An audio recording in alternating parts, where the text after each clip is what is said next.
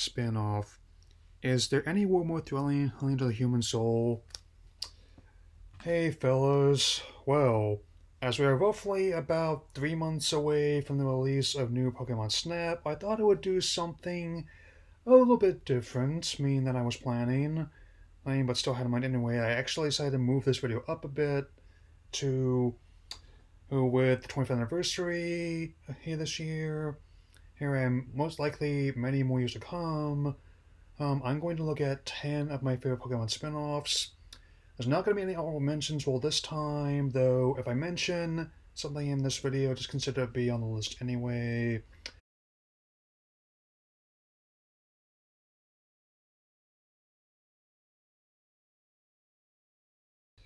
Starting off this list with a series that has actually become its own sub-series, which is definitely a nice little experience whenever there's not a main game on the docket.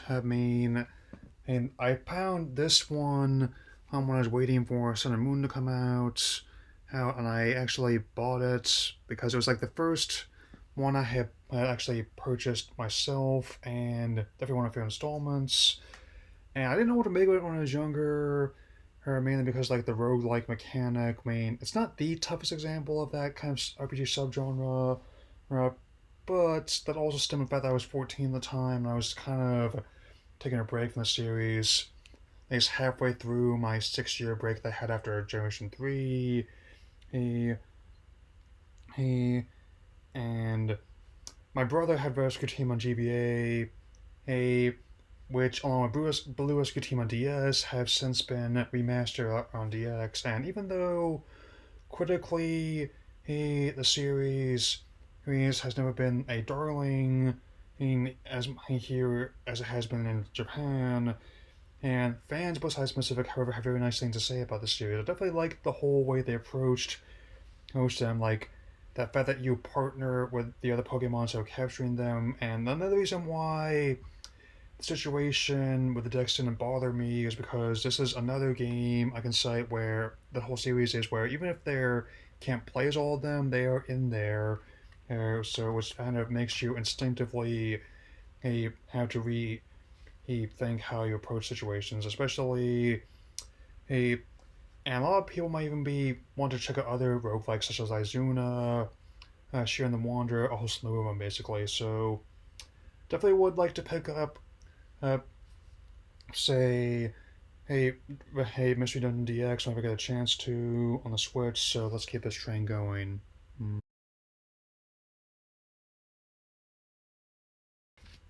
As I said before, it took them 26 years to make a good live action movie about a Nintendo game, and it helps that just as well that there's also a good game to base it on. Rather than dive right into the main games or the anime right away, they're still working on both spin offs for those that are meant to be released both on the big screen as well as on HBO Max, as well as for sequels to this game and movie as well. It has a solid story structure as well. That's even though the game and the movie typically take different approaches to the material, the one concept between the two of them is that you play as Tim Goodman, a young man who's come to Ryan City to search for his father Harry, a detective who went missing, presumed dead, 2 months prior to the events of the story, where you partner with a talking Pikachu detective, where you end up solving mysteries. He's with a point and click narrative that rather they are some quick time events, but battles definitely take it back to the human puzzle solving. In many ways, reminds me a lot of stuff they used to have on PC, like Maniac Mansion, Day of the Tentacle, and personal favorite of the ones on Engine Full Throttle. Also note that the amiibo that came out alongside it is a beast. It's definitely like the largest scale of the Pokemon amiibo I have today, and like the biggest scale one I have. It's a sequel coming out on Nintendo Switch in the near future, which I confirmed for development, and in 2019. And that's probably still happening. I don't know when it's going to be. The only thing I know for sure is that it's going to be picking up where the first game left off. Basically, about the adventure continues, and it is going to find his dad, even though it's not going to play out the exact same way in the movie. He, he like as I even joked at the end when and it's like, hey, go be a role model for someone, then tell Beast stop making a mess on my lawn. If I will paraphrase that, so I'm looking forward to both any potential follow-ups to both the movie and the game. So I'm definitely going to keep this train moving. Yeah. Hmm. Every time I hear people bagging about those trees, I keep saying to myself, "Do not cite the dark match to me," which was there when it was written.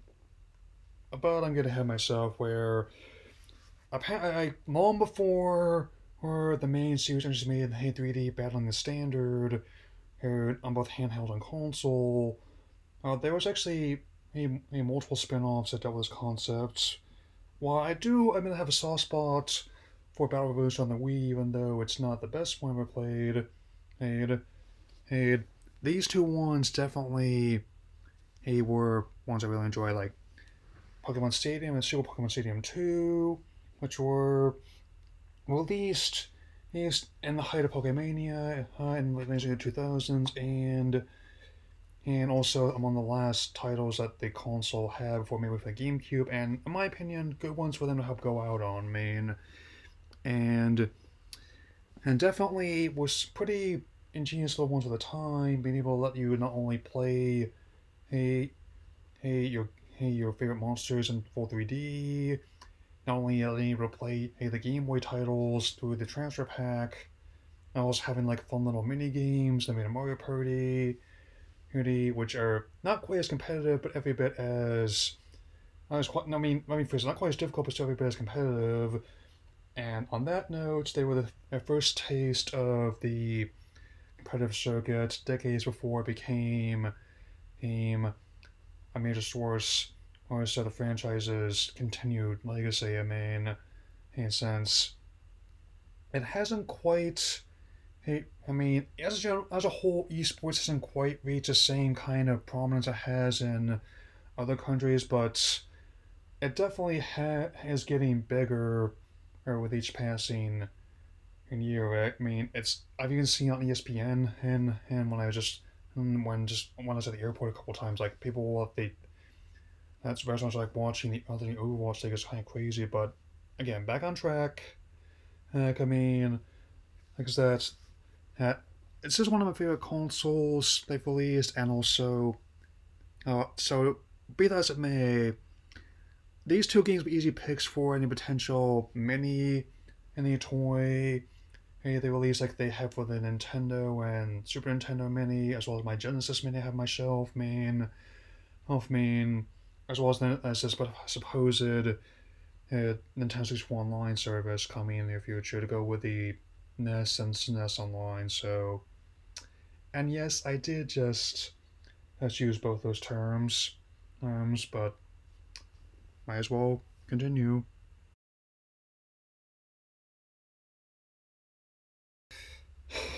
Ever since I was a young boy, I played the Pokeball. From Kanto down to Hoenn, I must have caught them all, but I've not seen nothing like it in any, any game store hall. Oh, that deaf, dumb, and blind kid sure plays a mean pinball. Now that I have that bit out of the way, hey, hey, let's. I definitely have another one I really enjoy playing back in the day. It's thinking on how it had the both a red and a blue table, and you catch Pokemon not through battling them, but by using a Pokeball as your pinball. And the designs of the tables definitely appeal to me as someone who has enthusiasm for pinball, whether it's like the old-fashioned lights and clockwork of the classic machines, or the entertainment crossovers of most every IP I can think of. I mean, even if it's not something I'm into, I like the whole sensation of all the flippers, levers, and all these moving parts to it. Where it's mean, and even though it's not quite as as big as it once was. It still hell has its audience. I mean, and definitely, this is one series that's a natural fit for it. Right, and it's one being developed by HAL Laboratories and people who worked on the early Super Smash Bros. Games, the created the Kirby series, and also worked on another entry on this list. Since and even though they also released a sequel regarding Ruby and Sapphire on Game Boy Advance later years, which also is pretty enjoyable. Oh, this one actually had on the physical Game Boy cartridge, it's a battery case where you could actually plug that in and have a rumble pack, which, to be fair, actually kind of neat. Like for every thing that's introduced becomes industry standard, there's other stuff that Nintendo works on that still is multiple parts bizarre and fascinating. Even if it doesn't always work out. I had a video on that in mind already scripted, but I'm gonna have to bump actually making that one to February, just so you guys know. Yeah.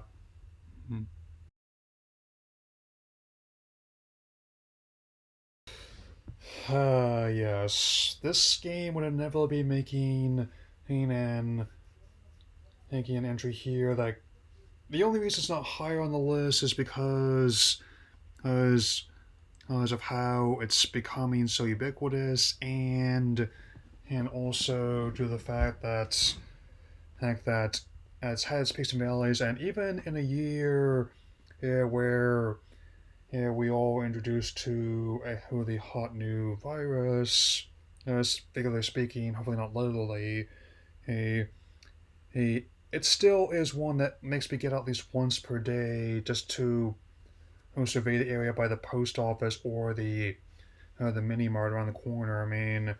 I actually managed to lose quite a bit of weight playing it too. Ever since before I got any iPhones, I was playing like one of my other droids where I managed to finally lose the weight I put on my freshman year of college, and it's like going from my need to have like a Star Trek 5 or 6 shadow to my usual like Star Trek 1 or 2 shadow body type, which heck, I submit if I shave more, even past Chris Pine and the new movies we're working on. Fingers crossed about no Holy's one getting made, but I'm getting ahead of myself, and I just like how it's another one's let you create your avatar as well, where to have that kind of sense of emotion in there. I've seen all sorts of comments like how like there. I'm not saying it has to be like in Soul Calibur where you can create other ones that hunts in the toolbox, and which include like fighters with all his muscles, weapons back his Yumble's disease. He's but sometimes the simple joys of seeing a piece of yourself on the screen, like and that helps in this one situation. That's kind of like how. That's also why I don't see the Masters that big a deal either, given how when this is just one of several games where you can add them to your avatar. Right, I don't think this is a big a deal. Like I've seen people coordinate theirs for like their Fortnite skins or something, but that's just me. And on that note, it's also inspired other similar games using these kind of AR controls, like with Ghostbusters World, Jurassic World Alive, and Deck's own Harry Potter Wizards Unite, which even with all the hubbub of all the authors face lately, to a point where I'm just gonna wait to see what happens with Avalanche's RPG. He There is a lot of potential for other series to use these kind of mechanics. A lot of them had to change how the waypoints were because of the pandemic. But think of an area where I have ones that are only a little bit down and left from where I am. So just it's not far. But still. And now I'm gonna get into top five, which are gonna be like the choicest ones I have here.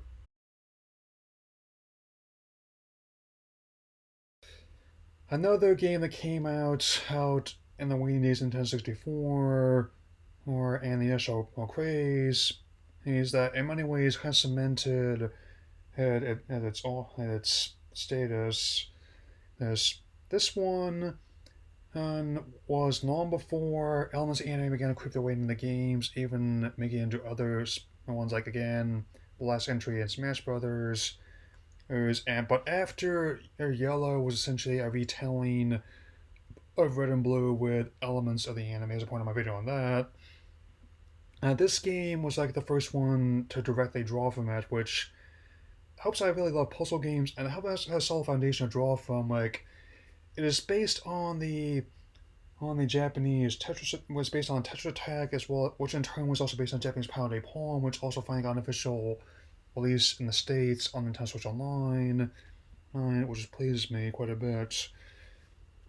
And I mean, the higher difficulties especially are crazy, but I just like how they approach it. Like even like something like the voice clips, I mean, it's weird.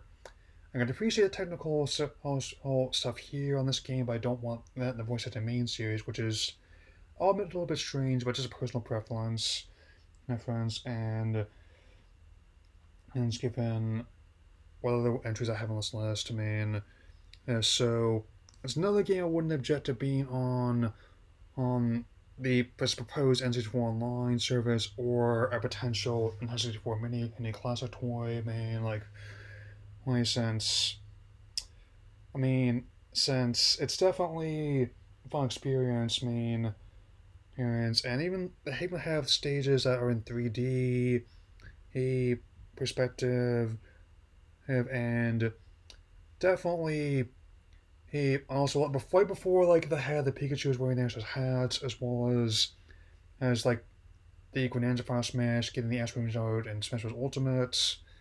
It's definitely a one melody that I wish actually was more common. And looking at how things are fared with some of the recent material, it's more likely to happen now than ever. But I still have more to cover.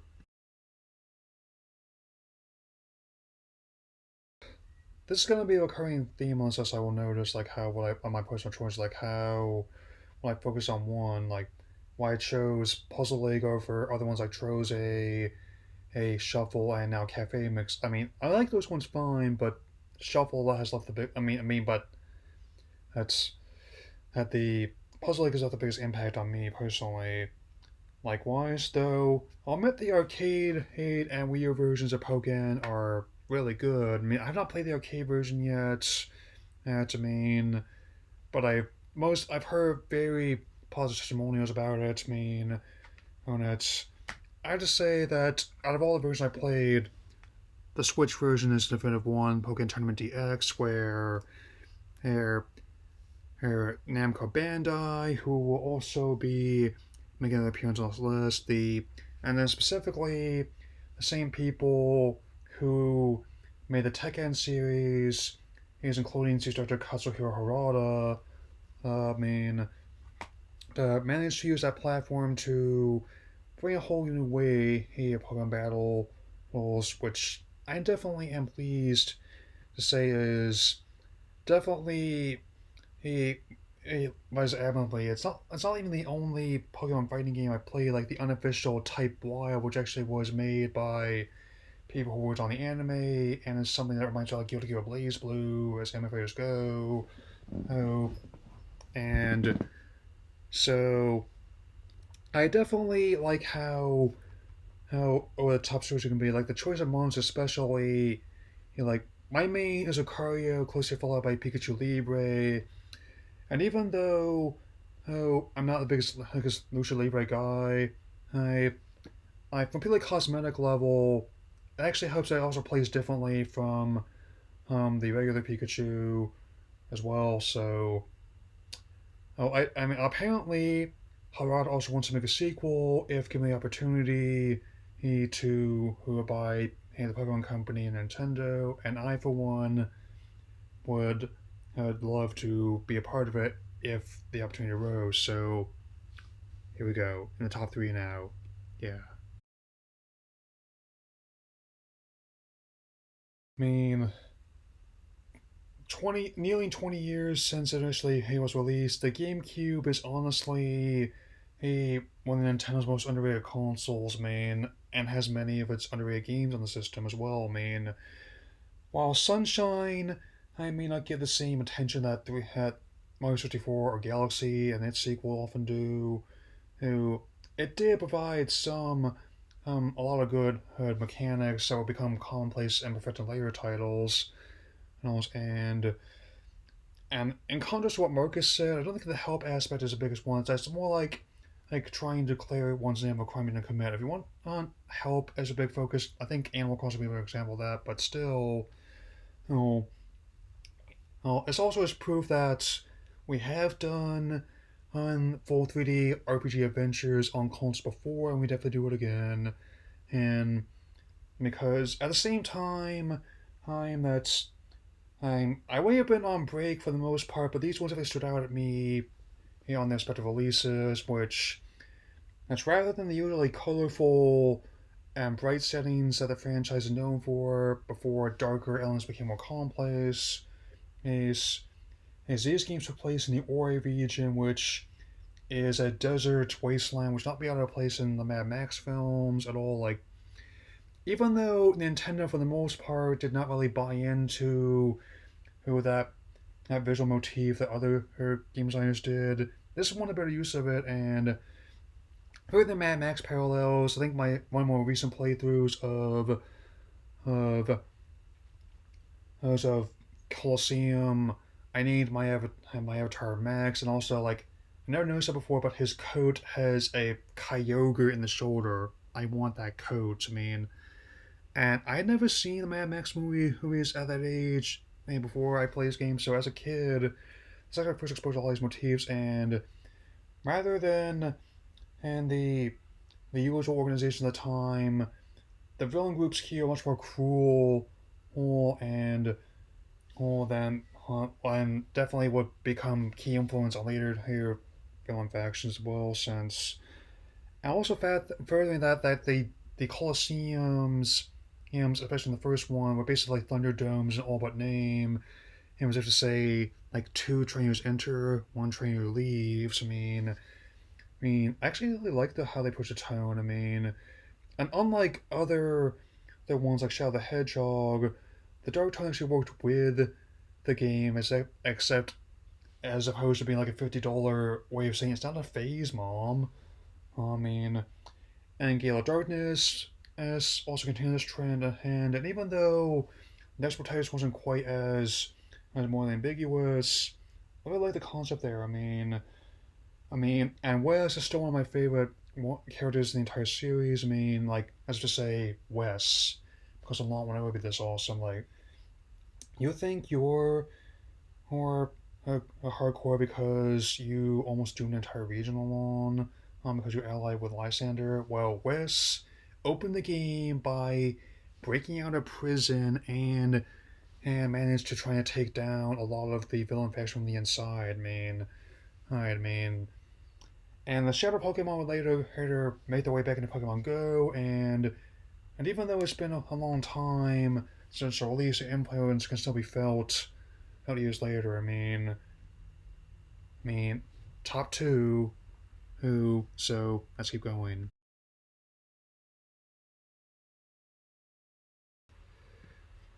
Okay, so here's like the aforementioned second appearance from HAL Laboratories. He's he's with Pokemon Snap. This was one of the first titles to be released on a home console during the height of Pokemon Mania in 1999, and even though Block was going to be long gone, on long before people were flaunting things on their Instagram, there was the sensation of physically printing out your best catches as and as but even aside from that, the gameplay is simple yet engaging. Also, another example of why the deck situation not bother me, because this one features 63 of the 151 monsters available at the time. I emphasize 151 because the final stage involves trying to get a picture of Mew. And of course, it inspired the recurring appearance of Toss Snap in the anime as well.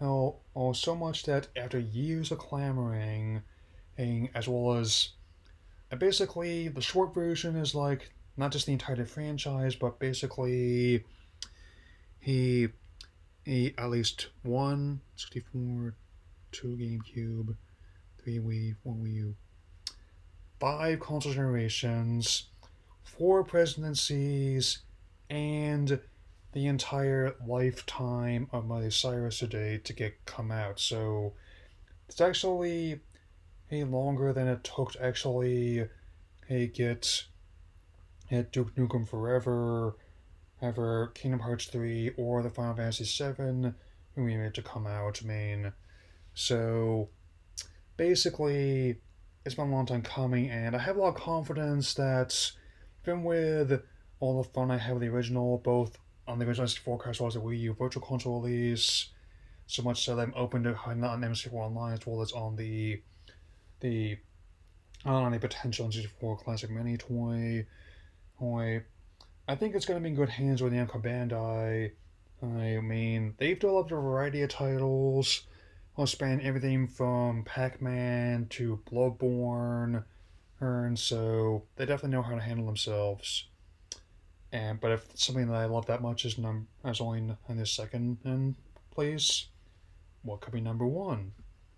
I'm thinking the answer might surprise you. Pokemon Conquest. I mean, well before or the Hyrule Warriors games, especially the Masters Age of Calamity, he, as in recent times this crossover with the Lama Nobunaga's Ambition games to the point where it's even called Pokemon Cross Nobunaga's Ambition Japan, and sees you who playing in the Ronsei region in a turn-based strategy affair here where your warlords command Pokemon in a turn-based setting, which is definitely distinctly different from the main series in a very good way, I would suggest. I mean, nearing 10 years since initial release, I mean, whether or not they make a sequel or a definitive version on the Switch, I'm open to the idea. I mean, if Koei Tecmo wants to do it and people in charge want to make it happen, because this the game that I mainly played and picked up initially in the interim. I was waiting for Black Island 2 to come out. It's definitely one that stuck with me. Hey, I mean, hey, of all this time, I mean, since the whole concept is definitely a, one that you wouldn't think would work on paper, but it did. Much like Lego and Star Wars in a video game, or Marvel and Capcom in a video game, or heck, even the idea of all your favorite Nintendo characters and who guest stars from other series, he's fighting with each other. I mean, or since sometimes, as this list has proven, like it's the weirdest crossovers I like the most. And regardless of what happens with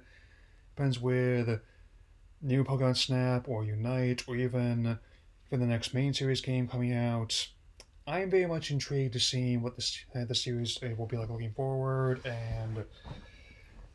and definitely will keep up the content over the course of this year, among other games and milestones upon the address. So I will see you all in February, folks.